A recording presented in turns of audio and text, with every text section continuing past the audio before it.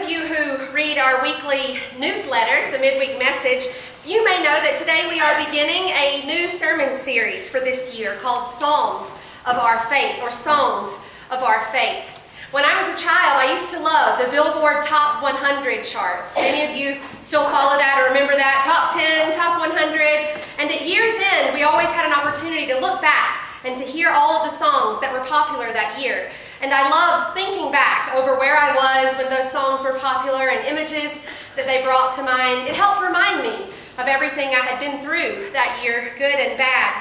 And as we packed away our Christmas decorations this year, I found it funny and hard to let go of the season in a way that I haven't in years past. Often by the time it's time to clean up, I'm ready to get it all out of the way and to start fresh.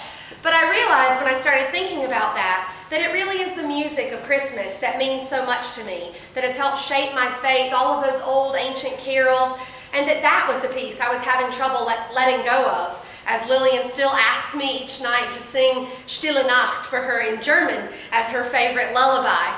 And I know the season is over, but I just can't give it up yet, because music has always been such a strong part of my faith. I was raised in a Southern Baptist church in South Carolina, and we went to church 4 or 5 times a week. I know you may think we were quite a lot of sinners back then, but I'll tell you, every time we met, we sang. And so I have this incredible repertoire, mostly of Billy Graham-inspired music that runs throughout my life. And when things happen to me, good or bad, I often find myself humming a little song or singing a song that I haven't thought about in years, but it just comes to me, and it's a comfort during dark times. So this sermon series, Psalms of Our Faith, is going to be looking at the book of Psalm, which is right smack dab in the middle of our Bible. And it's right after the tragic story of Job and right before the kitchen table wisdom collected in the book of Proverbs. And Psalm is 150 chapters long. So there's 150 of the top, 150, not 100, songs of the faith of the Jewish people. Music was very important to our religious ancestors and still is to us today. But this series is not going to take a systematic look at the book, so don't worry. We're not going to go through all 150. I'm not even going to tell you which ones are my favorite, although I have a few, just like I'm sure some of you may have 1 or 2 that speaks to your heart. I'm actually going to use the United Methodist Lectionary this season. Now, some of you have never heard of that word before, but the United Methodist Church has a plan. It's a 3-year plan, and they choose 4 texts from the Bible for each Sunday. And over the course of 3 years, they want to hit all of the major important stories and themes. And one of those 4 choices is always a psalm, but it's rarely the focused text. It's just thrown in case you need a responsive reading or some music, and it's not very important. And as I started to think about that, I thought about what God might say to us and might speak to us if we took a moment to look at the things in our life which we don't think are very important, which don't take center stage. And could there be messages and deeper understandings or wisdoms that we could gain from looking into those places?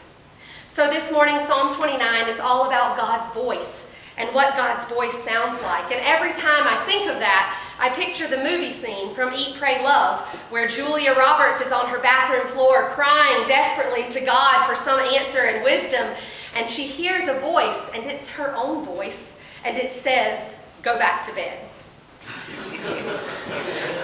I don't know about you, but I tell myself that a lot when I'm up in the middle of the night.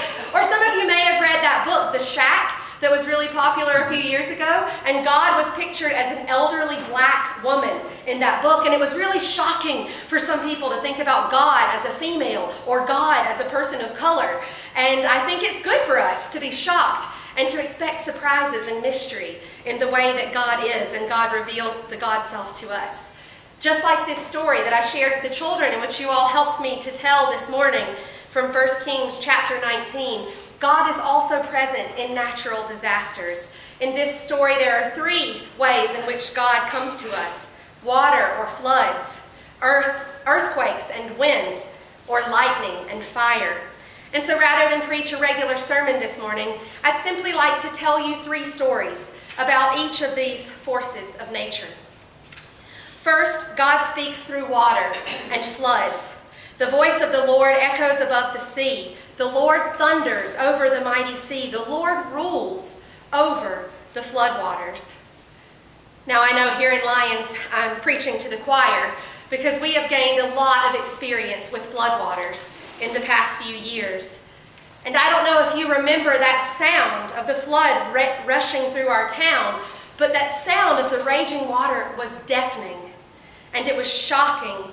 And I remember that for months afterwards, people would shudder each time that it rained because they were tense and afraid that it would happen again. And we heard God's voice through the shouts of a police officer and our own town administrator who updated us on the news and the dangers every morning over in Sandstone Park for those first 3 days while we were trapped here in town. And we heard God's voice at the island parties where people told stories about what they had lost and made plans for where they would go once they could be evacuated. And laughter, I don't know about your island, but here in the downtown island over at the Stone Cup, we had laughter and music as the electricity died off and the ice cream melted and all of the meats and the fish were thrown onto the grill together. And we celebrated because we may have been scared, but we were together. And in the weeks just after the September 2013 floods, this church ran a give and take center. And when people began moving back into town 6 weeks later, we shifted to a food for all center. We were open 7 days a week and everyone could come and get what they needed, even say what they needed. We wrote it on a board and we tried to match up those who had with those who had needs. It was an amazing sight to see, and we ran that center for 3 months until Christmas time. And we were supported by Community Food Share, that same organization that helps support our Lyons Community Food Pantry. You see, our church started that pantry back in 2008 when there were just 6 or 8 families in need here in town. And little did we know that 5 years later, we would be feeding 5 to 10% of this town's population. The pantry still feeds 35 to 40 families a week with about 1 to 8 people per family. It's a huge ministry. It's a huge mission in this small little town. The floodwaters rise. The devastation comes. But God finds a way to speak through the storm. God also speaks during wind, hurricanes, and earthquakes. The voice of the Lord splits the mighty cedars. He makes Mount Hermon leap like a young, wild ox. I've never myself been in one of these 2 types of disasters, but I can thank Hurricane Hugo for sending me my closest, oldest, and most dear friend in the world. You see, around midnight on September 22nd, 1989, a Category 4 hurricane with winds up to 140 miles per hour slammed into the South Carolina coast just north of Charleston. I was 11 years old and lived 4 hours north in the Appalachian Mountains. 49 people were killed in that storm, and my grandparents, devout Southern Baptists, also lived in the mountains but began to respond immediately. They collected carloads and truckloads full of water and cleaning supplies and drove them down to McClellanville, a tiny fishing village that at the time hosted only 1 restaurant, 1 school, 1 church, and a post office right on Main Street. You could write a letter and not even put an address, and it would always be delivered to the family of choice in McClellanville. My grandparents started traveling down there, and they became close friends with the woman who was in the namesake of the town family, Lloyd McClellan. They became friends, and they supported Lloyd and her husband and their children over the many years with resources and with supplies and even with employment when that was necessary. But mostly my grandparents offered the McClellans prayers and friendship. And at a summer camp 3 years later, I met a girl from McClellanville, and she knew my grandparents, and she knew all of their friends from the village. And it felt like we had known one another forever. Have you ever had that experience when you met someone? The first time I visited her family, I felt like I was coming home. Even though I had never been in that town, I had never been in a shrimping village at all. And years later, when my own father passed away, her dad took me in like I was one of their own. And she became the sister I never had. We fought a lot, and we fell in love together, And we even attended college in the same town, the capital of South Carolina, which is Columbia, although I went to the big public university and she went to the private women's college. She became a cancer nurse, and I became a teacher, and then a business executive, and now your pastor. She stayed in the Charleston area all that time, and I moved from Columbia to Germany and back to Colorado in 2011. She's single. I've been married twice, and I have a little girl. But despite all of the miles and the years and all of our differences, she is still my closest friend, the one I called when my first marriage fell apart, and the one I would still call if something ever happened to my mama. It was God's love through my grandparents and her villagers that brought us together. And that bond of love is stronger than pain and fights and death and separation. Finally, God speaks through lightning and fire. The voice of the Lord strikes with bolts of lightning, twists mighty oaks, and strips the forest bare. In the New Revised Standard Version of the Bible, verse 7 of this psalm says, "The voice of the Lord flashes forth flames of fire."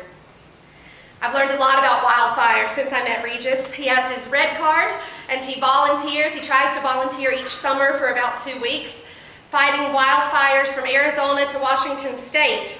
But the story that I want to share with you this morning is about a structure fire. It was Christmas Eve, 1989, and the downtown United Methodist Church called Muncie Memorial in Johnson City, Tennessee, was about to celebrate its usual candlelight Christmas Eve service. It was just a week before the wedding of my friend, Pam Everhart, who pastors Niwot United Methodist here in Colorado, and who also presided at our Charge conference last month. Some of you may remember Pam. She told me this story, and I can't get it out of my heart, so I will try to share it with you, although she's a much better teller of the story than me. Of the 1,300 or so members of Muncie Memorial, many of them wore fur coats and tuxedo jackets on Christmas Eve. They were a proper downtown church, and it was a very formal affair for everyone in the area. However, at 5 p.m. on Christmas Eve, 1989, the high-rise building next door, which had been a grand hotel, but converted into subsidized housing for senior citizens, caught on fire. And as it burned, the church canceled its service. And the doctors and the nurses and the firemen who were present threw off their fur coats and their tuxedo jackets, and they set up a triage center in the church. And they even used the fellowship hall as a morgue, because 16 people were killed and 65 people were injured. And for days, there was much confusion, and there were people searching for information about their loved ones. And so the church became the center point for that disaster, the place that people came to connect with their lost and disoriented and frightened family members and friends. A year later, on Christmas Eve, 1990, the same nurses and doctors and firemen who had responded to that disaster wore their uniforms to the Christmas Eve service and served communion to all those who were present. First, their life-saving skills to save the people next door, and then the life-saving bread of life, the cup of blessing, poured out on their community. A few years later, that church's attendance dwindled, and they did what all churches do. They bring in a consultant, and the consultant suggested that they move from their downtown location out into the suburbs where it would be more profitable. But the people that were present on their not-so-silent night simply could not abandon their downtown neighbors. And so they began weekly and later daily feeding programs for the elderly and the ill and the homeless. And they partnered with local agencies and began to reach out and to see and to touch those in the immediate community around their church in ways that they had never been aware of before, ways that had never interested them until that point. And their church began to grow again. You see, God does not abandon us or run from us when we face pain and suffering.